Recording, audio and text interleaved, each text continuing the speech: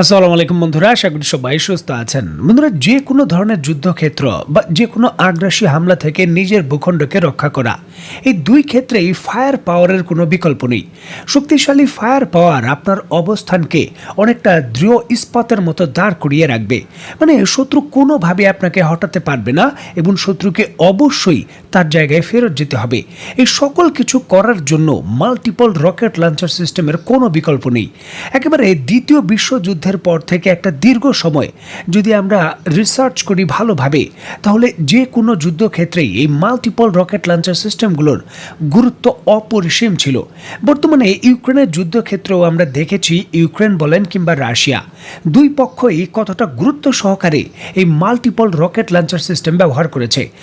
বর্তমান পৃথিবীর যে উত্তেজনাপূর্ণ সীমান্ত রয়েছে, যেমন ধরুন ভারত এবং পাকিস্তানের সীমান্ত, সেই সকল এলাকায়ও কিন্তু দুই দেশই তার শক্তি প্রদর্শনের জন্য এবং ফায়ার পাওয়ারের যে ক্যাপাবিলিটি রয়েছে সেটা দিয়ে সতর্ক করার জন্য এই মাল্টিপল রকেট লঞ্চার সিস্টেমই মোতায়েন করে রেখেছে। ইসরায়েলের উত্তর সীমান্ত থেকে এই যে 4 থেকে 5 লক্ষ দখলদারদের দীর্ঘ 50 বছর পর হিজবুল্লাহ হটাতে পেরেছে, সেটা কিন্তু এই মাল্টিপল রকেট লঞ্চার সিস্টেম ব্যবহারের কারণেই। কারণ হিজবুল্লাহর কাছেও লক্ষ লক্ষ পরিমাণে এই মাল্টিপল রকেট লঞ্চার সিস্টেমের যে ব্যারেল রয়েছে সেটা রয়েছে এবং তারা ব্যাপক ভিত্তিতে ব্যবহারও করেছে। দীর্ঘ সময় ধরে বাংলাদেশের প্রেক্ষাপটে এই ফায়ার পাওয়ার নিয়ে খুবই জোরে সোরে কিন্তু আলোচনা হচ্ছিল, তবে কার্যত দৃশ্যত যে অগ্রগতি সেটা কিন্তু ক্ষীণই দেখা যাচ্ছিল। যে দেশ এখনো তার আর্টিলারি সিস্টেমের জন্য আর্টিলারি শেল উৎপাদনের কারখানা স্থাপন করতে পারেনি, পাকিস্তান বা চীন থেকে আমাদের আমদানি করতে হয়, সুদূর সার্বিয়া থেকে আমাদের আমদানি করতে হয়, সেই দেশ মাল্টিপল রকেট লঞ্চার সিস্টেমের ব্যারেল উৎপাদন করবে, সেটা কিন্তু অনেকটা দুঃস্বপ্নের মতোই ছিল। তবে সেই দুঃস্বপ্নের গ্লানি এখন আর নেই। বাংলাদেশ এখন ক্যাপেবল হয়ে গেছে বাংলাদেশের ভেতরেই মাল্টিপল রকেট লঞ্চার সিস্টেমের যে রকেট রয়েছে সেটা তৈরি করার। বাংলাদেশে এর সেটআপ তৈরি হয়ে গেছে এবং বাংলাদেশ আনুষ্ঠানিকভাবে এর উৎপাদনও করছে এবং এক্ষেত্রে নজিরবিহীনভাবে চীনই কিন্তু বাংলাদেশকে এই প্রযুক্তি দিয়েছে। যেমনটা আমি প্রায় সময় বলে থাকি যে বাংলাদেশের নিজস্ব সমরাস্ত্র উৎপাদনের যে ব্যবস্থা এবং নিজস্ব যে মেরুদণ্ডটা সেটা চীন তৈরি করে দিয়েছে। আর এই জন্যই সব সময় আমি বলি চীনের কোনো বিকল্প নেই, এখনো বলছি চীনের কোনো বিকল্প নেই। স্ক্রিনে বর্তমানে আপনারা চীনের তৈরিকৃত উইসি মাল্টিপল রকেট লঞ্চার সিস্টেমের ইউনিটের ছবি দেখছেন। দেখুন, চীনের তৈরিকৃত এই মাল্টিপল রকেট লঞ্চার সিস্টেম উইসির বিভিন্ন ভেরিয়েন্ট হয়। স্ক্রিনে বর্তমানে আপনারা বাংলাদেশ সেনাবাহিনীর ব্যবহারকৃত WS-22 মডেলের যে ইউনিট রয়েছে তার ছবি দেখছেন।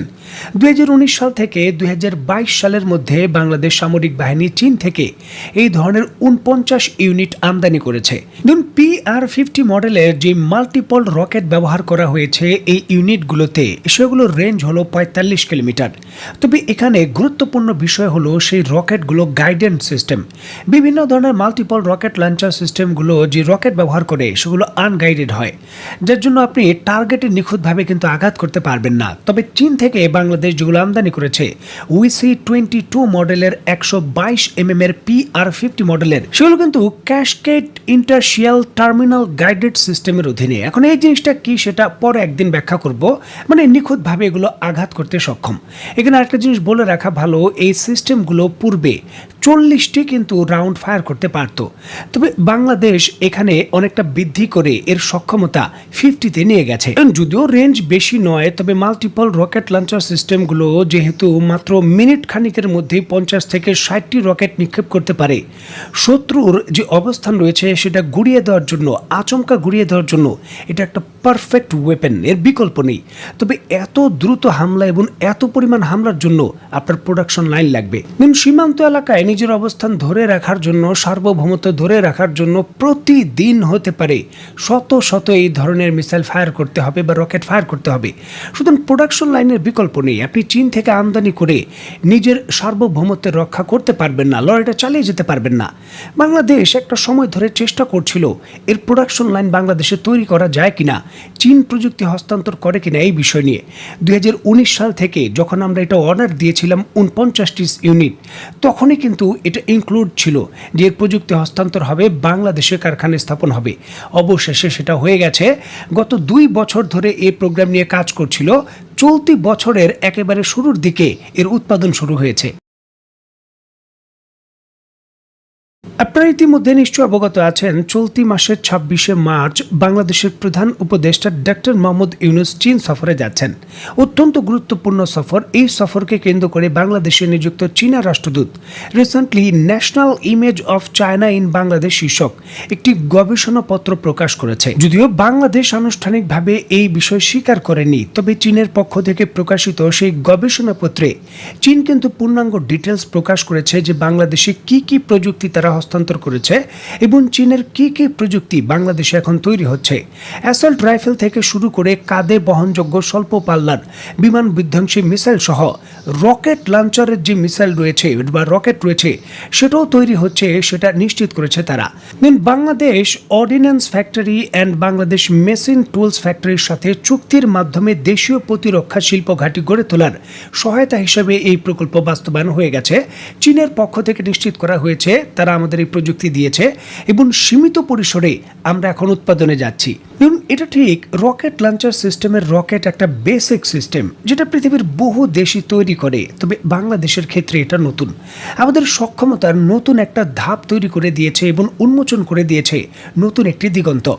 দেখুন, এই রকেট সিস্টেম যেটা রয়েছে 40 কিলোমিটারের, এটাকে আপনি ডেভেলপ করে এক সময় 250 কিলোমিটার বা 300 কিলোমিটারও তৈরি করতে পারবেন। কারণ চীনের যেই পুরো মিসাইল ব্যবস্থা রয়েছে এই WS বা উইসি ভেরিয়েন্টের, সেটা একইভাবে কাজ করে। এখানে আপনাদের সুবিধার্থে বলে রাখা ভালো, বাংলাদেশের কাছে সর্বাধিক রেঞ্জের যে মিসাইল রয়েছে তুরস্কের তৈরিকৃত TGR-300 কাসিরগা, যেগুলোর রেঞ্জ 260 কিলোমিটারের বেশি বলা হয়, সেই মিসাইলও কিন্তু এই WS ভেরিয়েন্টের চীনের যে WS-22 রয়েছে তার উপর ভিত্তি করে তৈরি, তার প্রযুক্তি তারা হস্তান্তর করেছে।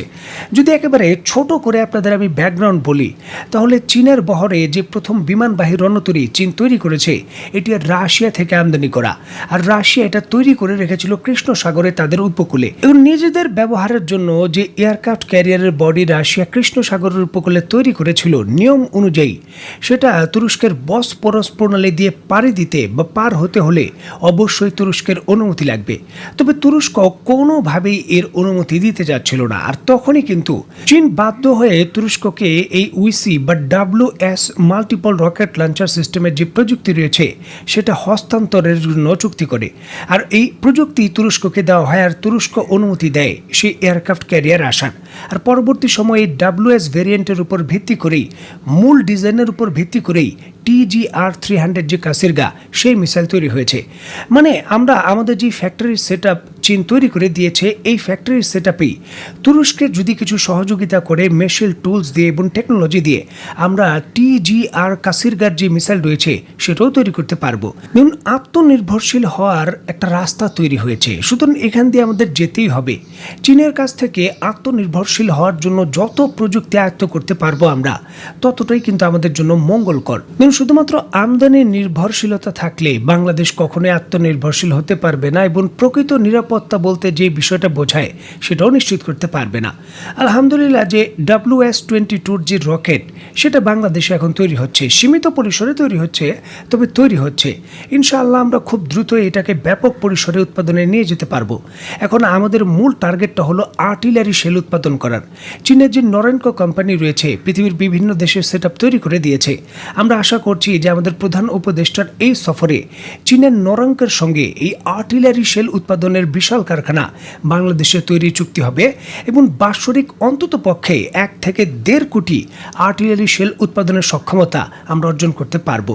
তো বন্ধুরা, সার্বিক বিষয়গুলোকে কেন্দ্র করে আপনি ব্যক্তিগতভাবে কি মনে করছেন তো অবশ্যই কমেন্ট বক্সে লিখবেন। তো বন্ধুরা, আজকের মতো বিদায়, নতুন কোনো ভিডিও নিয়ে আবার দেখা হবে। সেই পর্যন্ত সবাই ভালো থাকবেন, সুস্থ থাকবেন এবং বাংলাদেশকে ভালোবাসবেন। আল্লাহ হাফেজ।